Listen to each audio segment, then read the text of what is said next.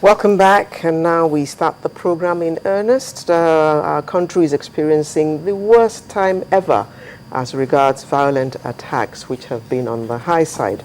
Just last week, more than 200 people are reported to have been killed in 2 attacks, one of them involving school children. In the course of the week as well, we heard that the Borno governor's convoy was attacked, even though he came out and said, Adamawa, yes. Murtala Inyako, even though he came out and made a statement that it is not true that a warning came to him that Boko Haram was on its way to the location where he was, and he was advised to immediately leave, which he did. Now, to look at this security issue with us this morning, which is now reaching very worrisome proportions, we have 2 security analysts, a friend of the house, Ona Ekhomu. Good morning, and thank you, and welcome back. Thank you very much. As well as Otumba Patrick Keku. Yeah. Good morning, Thank you. Thank you for joining us. If I may, let me begin with you, Ona. Why is it that this problem seems intractable?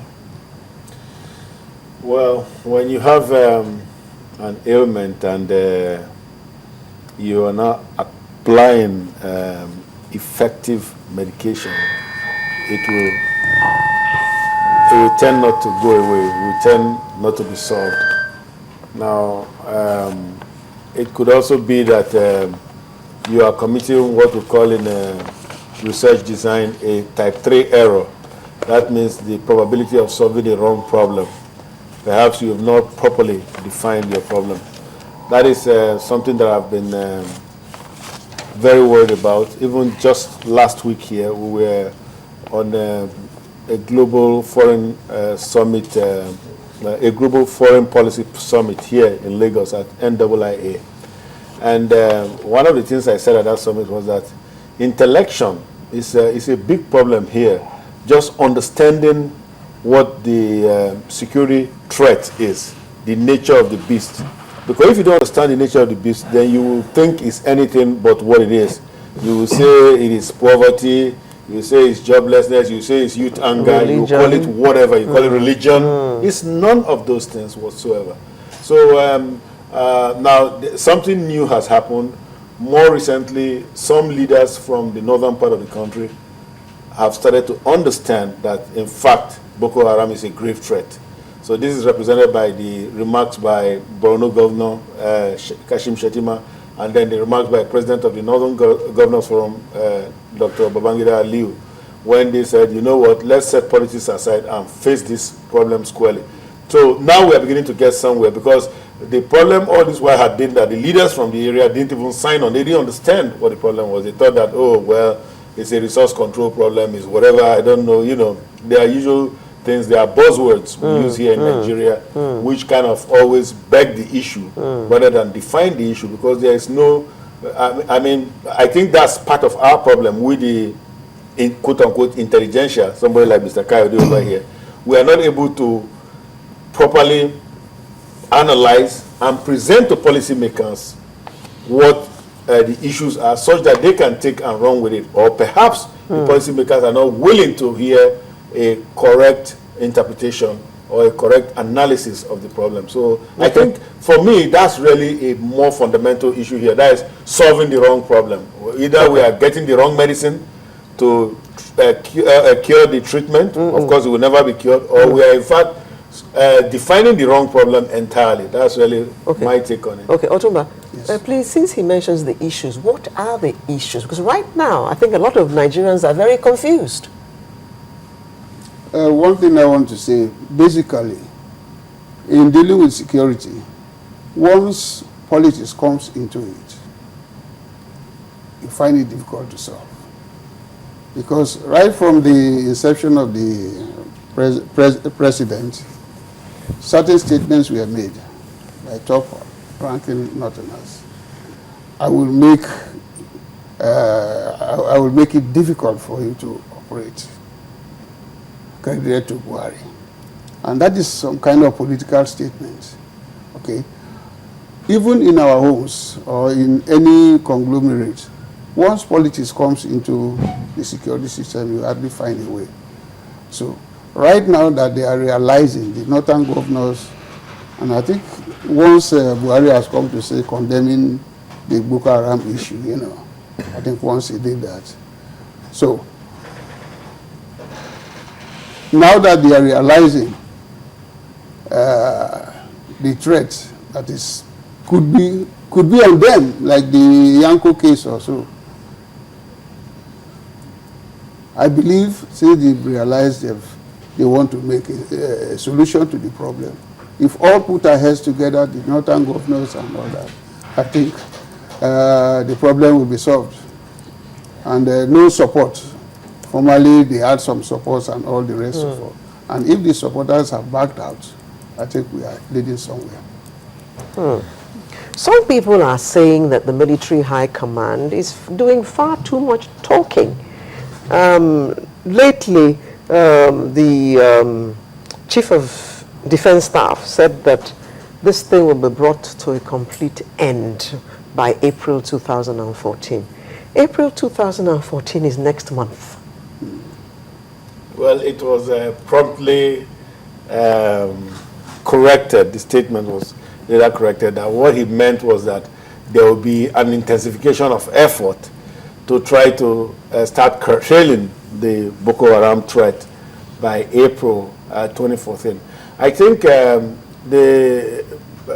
remember, part of the president's thinking in changing the service chiefs was to bring in new capabilities, fresh blood, bring in a new broom to sweep cleaner. So I believe that is probably part of why you see that there's kind of renewed vigor in terms of particularly posturing and statements. But the truth of the matter is... But if you tell me you're going to intensify between now and April, I'm likely to go into hiding between now and April. But the problem is they are not hiding. They are intensifying their own attacks.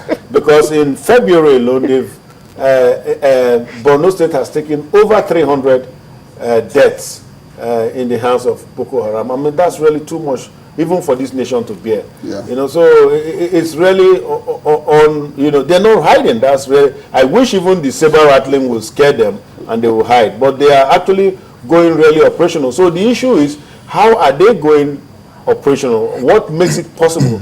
What are the factors? For example, look at their logistics. Look at putting out 60, 70 vehicles on the road to conduct an attack. Now, I've also said that the vegetation aids them because the vegetation is very sparse.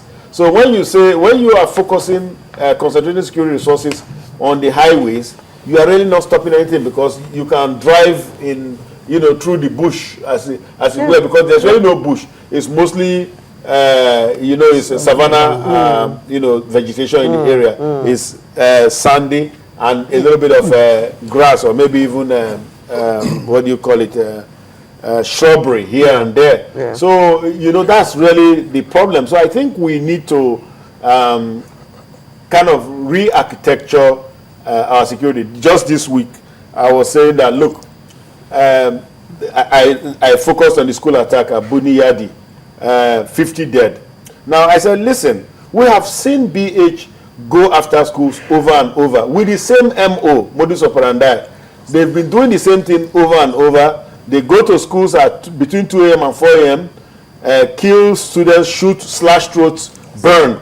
We've seen that happen over and over. So what I said was that, look, let us conduct behavioral analysis of these people. Let us look at them. What is their phenomenology? What is their thinking? What is their mindset? What kind of characteristics have they displayed? Because that is called psychological surveillance. We've seen them do these same things over and over. After a while, they start leaving what we call signatures. There's a handprint that you can now follow. And it is easy. I mean, not easy. It takes intellection again. It takes some brain power to do it. But then you have it's there. It's available. Because since we don't have enough resources to man every inch of land space in that area. Remember, Borno State is the largest state in the country. Yes. We don't have enough boots on the ground to man the area. Then let us use sophisticated tools. We've called for use of threat assessment software. We've called for behavioral analysis. I mean, these are things that profilers do all day long. And they can tell you with certainty this is where they're going to strike, at least in terms of school attacks, to protect those young kids. So I guess intelligence is part of the thing. But before we continue this conversation, let me just quickly go to Borno, because we have the SA Media, the special advisor to the governor of Borno State, Malam Isa Gusau. Good morning and welcome to Sunrise.